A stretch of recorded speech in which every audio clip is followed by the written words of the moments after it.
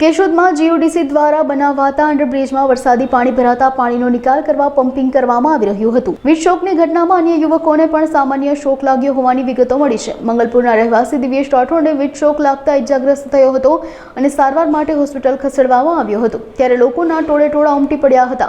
હોસ્પિટલમાં હાજર ડોક્ટરે યુવકનું મૃત્યુ થયું હોવાનું જાહેર કર્યું હતું। ઘટનાના પગલે મૃતકના પરિવાર માથે આપ ફાટી પડ્યું હતું। વીજ શોકની દુર્ઘટનાની તપાસ કરતા જમીન ઉપર ખુલ્લા વીજ વાયર હોવાની બેદરકારી જોવા મળી હતી। પોલીસે સમગ્ર ઘટના અંગે તપાસની કાર્યવાહી હાથ ધરી હતી।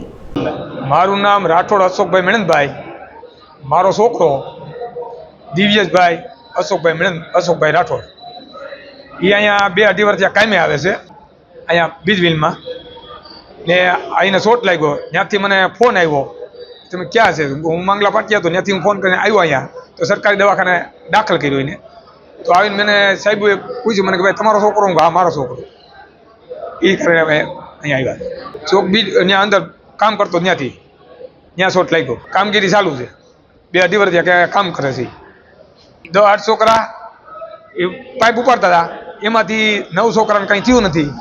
આ છોકરાને ઓલા બધા ઘા થઈ ગયા, આ છોકરાને શોટ થયો લાગ્યો એટલે સરકાર દવાખાને લઈ આવ્યા। એ બધા કેશોદ તાલુકા અનુસૂચિત જાતિ સમાજ તાલુકા ઉપપ્રમુખ મહેશભાઈ મકવાણા, છેલ્લા 4 વર્ષથી અંડરબ્રિજનું કામ ચાલુ છે, ત્યારે અમારા સમાજનો મંગલપુર ગામનો દીકરો છેલ્લા 2.5 વર્ષથી અંડરબ્રિજમાં ઇલેક્ટ્રિશિયનનું કામ કરી રહ્યો છે।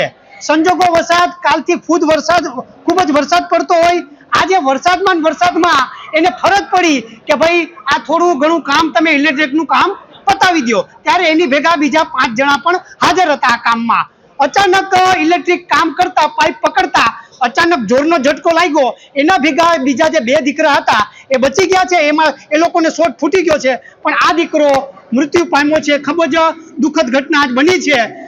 અંડરબ્રિજના કોન્ટ્રાક્ટરને, સરકારને, નગરપાલિકાને નમ્ર વિનંતી છે કે આ જે છોકરો ઓફ થયો છે, મૃત્યુ પામ્યો છે, એના માતા પિતાને યોગ્ય વળતર આપવામાં આવે। જો આ વળતર નહીં આપવામાં આવે તો અનુસૂચિત જાતિ સમાજ તરફથી આવનારા સમયમાં ઉગ્ર આંદોલન કરવામાં આવશે, એવું સત્તાધીશો ધ્યાનમાં રાખે।